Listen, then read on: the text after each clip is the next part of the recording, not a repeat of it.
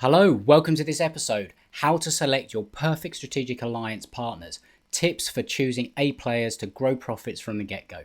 Now, my name's Adam King. This is the B2B Growth Think Tank, where every week you'll discover actionable business development and marketing strategies for growing your B2B or professional service business. Please make sure that you hit subscribe and click on the notification bell at the top so you get to hear about my upcoming episodes. So today, I'm going to show you a simple way to make a list of your perfect strategic partners and basically give you a few real life examples at the end to help you visualize doing this for yourself. So first off, what you're going to want to do is define the types of partners that you would like to have in your strategic alliance crew, right? Now, you're going to want to create an initial list of around 20 to 30 non-competing business types, because these are your potential partners and, referral sources if you want to call them something else, right?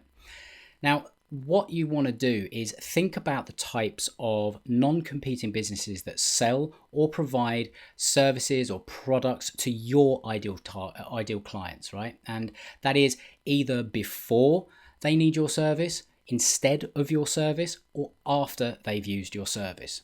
Now, what do they do? That's what you want to ask yourself. What kind of services do they offer? What kind of markets do they operate in? That kind of thing. Because I know that it's sort of easy to say complementary businesses and what is blah blah blah. So I want to give you a few examples of what this looks like, so that maybe it will sort of spark some ideas in your head, so that you'll be able to sort of go out and make this list for yourself. Okay, so let's say you're a mortgage broker specializing in first-time mortgages. Now, it might not necessarily make sense to pair up with another mortgage broker, but it does make a lot of sense to look for successful estate agents who might be willing to partner with you and share clients. Now, any first-time buyer that inquires or they help to have an offer accepted, they're going to need help with mortgages. Now, this is quite a common one, right? Happens a lot of the time. You go and find a house and they say, have you got your finances in order? You say yes or no, and if you say no, say, well, would you like us to introduce you to our our mortgage specialist? And it tends to be a partner and a separate company. Now, what happens in this one is that, let's say that you're that mortgage broker who specializes in first-time buyers. Now, that means that you're not going to be a competitor to another broker who specializes in, say, mortgages for self-employed contractors. So you could partner with these, even though you may have at first glance considered yourself in competition with each other. So this is another thing to bear in mind. Some of these non-competing businesses may on the surface look like competition, but actually they're not. So it's another way of thinking about things in a slightly different way. Now, what about another example? Well, if you're a financial advisor, you could look to partner with an accountant or a divorce solicitor. Now, each of these, they're in prime position to know when their clients would need an advisor. And you're in an ideal position to know when your clients may need their services. So again, it works vice versa, the same the other way around. And another one, let's say you sell to small businesses. You can develop partnerships with other businesses that work with small business owners. Now, think banks, accountants, insurance brokers, solicitors, printers, graphic designers, web designers, software companies, IT consultants, leadership trainers, HR trainers, sales trainers.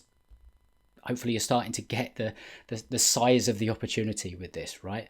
So, one of my final example would be, it's an example that's really close to home for me. And when I say really close to home, I mean literally next door.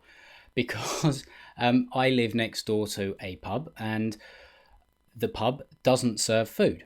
And there is a couple up the road who own a catering company. Now, what they do is on various nights of the week, regularly on a Tuesday, but during the summer, there's other things as well. On a Tuesday, they do a curry night where they come in and they sell their curries out of the pub.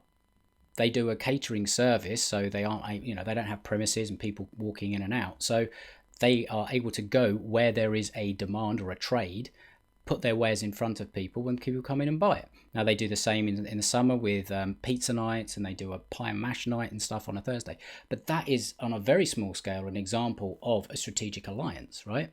it works very well. The pub takes a cut of each meal that is served and bought, and they obviously get to the catering company. They get to sell their wares and generate a lot of business for other events and stuff like that on the back of being known in the area for doing the meals out of the pub.